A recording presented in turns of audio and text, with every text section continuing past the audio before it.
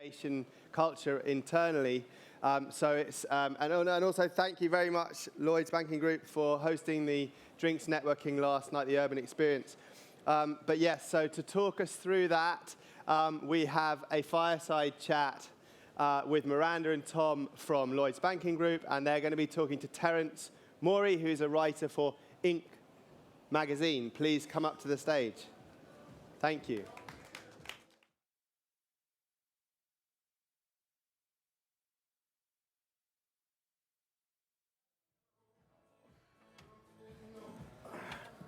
Wow. How's it going, everyone?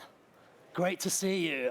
This afternoon, we want to give you the equivalent of a double espresso to excite your mind and unpack some of the most interesting stories of building, scaling, and sustaining a culture of innovation. So I'm delighted to welcome Miranda and Tom. How's it going? Good. It's been quite a journey. I guess we started off a few years ago building the innovation labs within Lloyds Banking Group, and the sort of the cultural side of that and the real human element has really, I think, grown over the last few years, I think it's fair to say. Started off really trying to build the awareness across the group and really trying to give people experiences and take people out of what was probably the norm for a large, bureaucratic, hierarchical bank. And then we've kind of evolved to try and be really more tailored to really understanding some of the core problems that we face across the organisation, people who work in the different innovation functions face. And one of the big pieces that we've been working on, for example, over the last year, has been a programme called Working Out Loud. After a fair bit of research, internally and externally, we really came up across I guess one of the big challenges is people were innovating just in their own little silos. So how could we get people working far more collaboratively, cross boundaries, across the organisation, bringing in external perspectives? So Working Out Loud, sort of almost a movement set up by a guy called John Stepper. Yes. And it's really about building networking, collaborative behaviours. It's a fairly structured 12-week programme. It's all completely free. There's loads of material on it out there if you search for it, Yes. which is great. And it really just gets people into small circles, as the name suggests, and really it gets them over 90 days, which is quite deliberate because that's roughly how long it takes to change some of the habits and behaviours within organisations, and really starts them to focus on some real either personal or team goals that they've got. And really takes them on a journey. We did a couple of pilots and experimented. That's how we always work. We'll do some experiments, some MVPs, to try and prove if it's something useful for the organisation and how we can adapt it to Lloyds. And we really found that people's networks grew hugely, not just internally and externally, but also the depth of the relationships that they had. And it's all based on the premise of making your work more visible, being more generous, and that's almost the generosity is sort of key there. How can you, rather than thinking about what it is that you want, what is it that you can do for other people in that paying forward type way of thinking. So, and now we're working with our people and productivity area of the group to scale that up across the group, having found it was quite successful. It's fair to say that culture has really become a top priority alongside growth and talent. And there's this saying, culture eats strategy for breakfast and human resources for lunch and IT for dinner. Tom, from your experience over the last couple of years, what have been some of the highlights that you'd like to share with our audience in terms of what you've been working on? Yeah, so I think it's culture's a really interesting one, right? Because it takes everybody within it, everyone forms that culture. And with an organisation such as ours, where there's a lot of legacy, the apple might look fine on the outside, but one maggot could really cause a problem with that culture. And it's really hard to change that, right? Because it all looks fine. But what changes that is people, and people that are really focused and really care about what they do and care about their customers. And almost an evolution of how we thought about Working Out Loud was actually how we give people the opportunity to be part of this innovation community. So we established the innovation community internally over the course of the last few months. And what that was about was, so I noticed, and we noticed as a team, that there's a lot of innovators. Everyone's an innovator, right? Yes. Everyone's got ideas. But actually, to be an innovator by yourself can be quite a lonely place, particularly if you're in divisions of the organisation where it may be not as forward-thinking as some others. So we're quite fortunate we work in innovation and strategy team. But actually, if you're in a division that doesn't quite get innovation yet, and is a little bit further behind on that journey, what we found was that actually by connecting them with fellow like-minded innovators across the organisation, really enable them to feel connected and get that power and inspiration from others across the group. It would also accelerate their opportunity to innovate because they're able to work with each other and look for opportunities to collaborate, but also just profile the work they're doing. So that's something which we've started to grow, represented for various divisions across the organisation. And at a time when we're looking at the amount of disruption that's happening, it's really important that we harness that creativity so that we can look at new opportunities to service our customers better. It's such a big challenge that organizations face, which is fighting complexity with simplicity. And the truth is most companies fight complexity with complexity. I think Lloyds Banking Group has around 75,000 employees. Lloyds Bank subsidiary has a 250-year history, incredible legacy. Miranda, can you share any kind of insights on technologies or platforms you've utilized to accelerate that journey of transformation? Yeah, I guess we've definitely been on a journey even ourselves, and how we move away from almost the innovation theatre. Maybe it's, they still have a place, but it's really thinking about what's the value you're driving, whether it's for your customers, which is why we're all in a job at the end of the day, or for your people and your colleagues who are just as important to make your business successful. And actually, within our area, we focus on lots of disruptive technologies and thinking about how they might disrupt the industry. How do we really get different areas of the group to come together to explore these? Yes. And explore them in lots of different themes, from a product perspective, from a customer perspective, whether that might be what does the home look like in ownership look like in 20 years' time? Yes. What about automotives? Will we own cars? We're already seeing a decline in that. And I guess from the people side, it's really for us, it's really important not to get hung up on the technology. We're not exploring technology for the sake of it. Yes. So the cultural sort of aspect is really how do we think about almost the really fundamental problems that we're facing across the group, and how do we get sort of as the community, innovation community that Tom was talking about, Yes. how do we also get them to have a sense of agency and drive something and have some collective problem solving across the group rather than us. What you really don't want is a little innovation function separated from your organisation, sat doing something in a closed-off room. So how do we bring them together? And I guess where that led us to was, I guess another big challenge that we faced was this piece around fear of failure.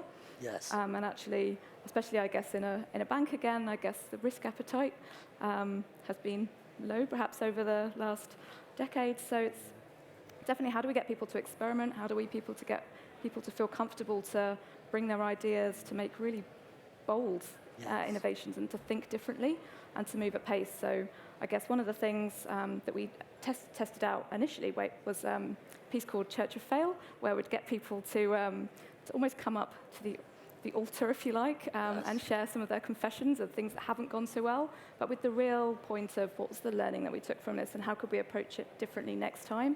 And everyone claps and gives a huge amount of recognition and achievement and praise to the person who shares this. And where this has morphed into is that now we're starting to really look into almost on the flip side at what sits underneath the fear of failure. It's this piece around psychological safety. And it was talked a little bit about yesterday for anyone who was at the conference here yesterday. But we're really trying to delve into from a real in-depth perspective and running some experiments internally around how can we really make our teams feel safe.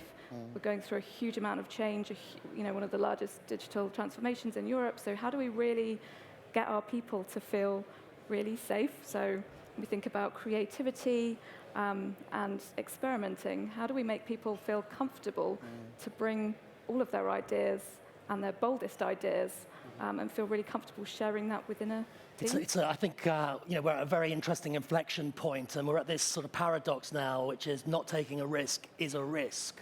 And certainly within a banking sector, it can be very risk averse. And you've also got lots of compliance protocols and so on. Tom, any insights? And I think in terms of that also, Terence, it's kind of, so psychological safety, I think of speaking truth to power, Yes. right? And actually when we're in a position where we've got an organisation with the typical structures in the way that they are, actually it's a kind of an emperor's new clothes moment, right? And actually, we're a bit worried to say anything if someone's senior's in the room.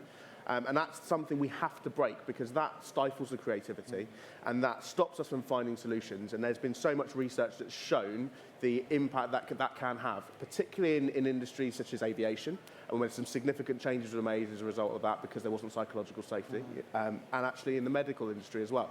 So hospitals and actually looking at the role that plays and the importance of it. And although it's a slightly different situation for us, it's really critical that we do that. The other thing I was going to add to that as well is it's also about how we bring people with us on the journey, because and in an innovation team, and a number of you will probably be in those teams, actually we can get ahead of ourselves before the business is ready. And often we think of things in our team, particularly in Horizon, so actually you've got that incremental change, that first initial horizon, and then the second is that for sort of further out market sort of insights for what's going to be coming 10, 15 years. And we might think we want to focus on those 10 to 15 years, but actually to get there and to get the buy-in from our people, we need to help them understand what's coming next as well. Yes. So we have to play in both spaces. I'd like to get your insights on innovative meetings. We spend a lot of our time and energy in meetings. A lot of them are not a good use of time. We also have to contend with the hippo, the highest paid person's opinion, who can shut down thinking from the rest of the meeting. Any anecdotes or research on how to run meetings that get the maximum return on intelligence? So ROI, return on intelligence. I think less of them is always good, right? And different environments. So depending on what you're looking to get out of your meeting will depend on the best place to have it, right? So if you're looking at sort of that creativity, actually think about taking it outside of the traditional constraints of your office. You're never, ever going to have your best idea sat at your desk. I can pretty much guarantee that. You'll have it when you're walking around, you might be in the shower, but actually something will spark your creativity. I was in a meeting the other day, last week, and I was sat around a table, we were all thinking, oh, I'd be creative. All I did was get up, go to the bathroom. By the time I came back, I had an idea to contribute. I said, oh, look, I've had this idea. I was like, well, where have you been? To the ideas book. I was like, no, it's just actually by changing your scenery, Yes. you can have stimulus that will enable that creativity. And I think it's quite, actually, within a meeting, I guess, more we've been exploring, there's tons of research out there for many years about psychological safety. It's almost the really small behavioural things that you do that you might not even realise you're doing. And actually, those really small things that you do indicate how safe it is in a room. So whether, we're here and nodding along, I'm interacting and connecting and listening to something you're saying, or open to listening. And actually, lots of research, Amy Edmondson and many others that have really found that actually in those meetings, the safer people feel, the more likely you are to interact, bring up your ideas, be really confident to speak up in those meetings, which makes a fundamental difference. And I think there's another danger with this, right? Because if you try and force that by, let's go to a crazy office and let's have this meeting and it'll be really, really productive, and actually that can have a negative effect if it's not done genuinely. So I think it's really important you get that balance right. Do you have any thoughts or insights on high-performing buildings? I recently visited McLaren, and the architects have designed a high-performing building that promotes more innovation and well-being. And any kind of points of view on how the space and the physicality can facilitate better thinking? I don't know if you've seen our offices. I wish I had a slightly a better space. I do think it has a massive impact. And the most important thing, and I think you can kind of see that when you look around the conference here as well. So actually it's having a mixture of spaces for different things. Yeah. So actually there's going to be times when I'm going to need to do deep work. I need a place where I can do that and I can focus. There's going to be times where I want to have a more informal, relaxed meeting. So maybe a setting like this might be better. But then there's also going to be those important times where I am going to need some privacy in terms of like a meeting, you know, and it's having the right mixture of spaces that enable, and also the encouragement to use those in a way that suits you, so that you can get the best out of you from your workday. We've reached our final 4.5 minutes, so I'd like to direct our attention now to, you know, what are some of the biggest lessons that you would distill from your transformation journey? So specifically, in terms of some of the biggest accelerators of innovation change, changing a culture, and some of the biggest blockers. If you were to sort of distill a few examples for our audience, what might they be in terms of accelerators of transformation and blockers? I mean, I think it's got to start and end with your people, and you're going through transformation, and I think a lot of where it goes wrong sometimes for organizations is where, rather than that being the first thought, it's the last thought. Yes. And they might have been thought about in terms of what's the organizational structure going to look like? Where are people going to sit physically? What are the roles that people are going to do? But actually, we all know there's a change curve, and actually, it's how do we help our people almost emotionally and from a well-being point of view, and really think how do we help them through that? Because every time you go through change, there's almost there's that fight or flight reaction that you get immediately when you go through it. So how do we really focus on our people? And I guess we've got a number of people in capability teams within Lloyds, and I guess some transition teams where we've really tried to think about what are those emotional, I guess, aspects, and focused a lot around sort of resilience and well-being. How do we help our people to really think, build some of their resilience from emotional, physical, and a team perspective? How do we think about making sure, I think there's an element of fun as well. I think when you go through digital transformation, it can become quite transactional. You're thinking about what's the next thing we need to achieve, right? What's the next milestone? How do we get up to the top of that mountain? Yes. And so probably stepping back and just thinking, actually, we're all people here. Mm-hmm. We need to bring people in a journey in a slightly different way. Yes. And really think, actually, how do we engage people on more of a human level? And in terms of this word transformation, sometimes I think it implies a kind of that it's got an end point, like some type of monolithic one-off event. And actually, perhaps now in this era of disruption, we're looking for continuous evolution and renewal and transcendence. Tom, any thoughts on that? Yeah, I think, everything moves so fast now, right? So we need to make sure, and it links back to people. I think it's really important to obviously, you've got an organisational culture, but also make sure that you look after and nurture your team culture, because your team's the way you're working every day. Have that awareness and connectivity. You want that sort of hyper connection with people, which means that you understand what's going on, you can work together well, but also that everyone is enjoying themselves, right? Because in a time where we're moving so fast, it's pretty tiring. So we need to make sure that we take steps to recharge, re-energize, but be aware of people's well-being across the team. Yes. And I think a lot of that means, you've got that future, a new way of working. It means that we need to relax a little bit, right? And we need to move away from this, constant busyness. Yes. For the sake of being busy. Yes. We know that's not productive. It doesn't help us because our brains are drained and actually we're not getting the best out of the work that we're doing. Yes. So it's how we make sure that we create the conditions and the environment for everybody to thrive. If we get that right, innovation will come as well, because we need to have the right conditions for innovation to take place, and those are some of them. And following on from that, who owns the culture ultimately? So who owns it? Everyone owns the culture. Yeah, every person, doesn't matter what level you are. In fact, leaders come at all different levels of organisations. Yes. Yeah. And it will continue to change, it will continue to evolve, and there'll be events that you'll have, there'll be spikes in activity that will trigger something which will affect the culture. But, it's ever-changing and ever morphosizing. As we reach our sort of final 60 seconds, what's the one thing that you'd like to, the one takeaway or insight that you'd like to leave with our audience on how to launch and scale and sustain a culture of innovation? I'll go to Miranda first. I think the one thing is just to really understand, I guess, your people and what are the core challenges they face.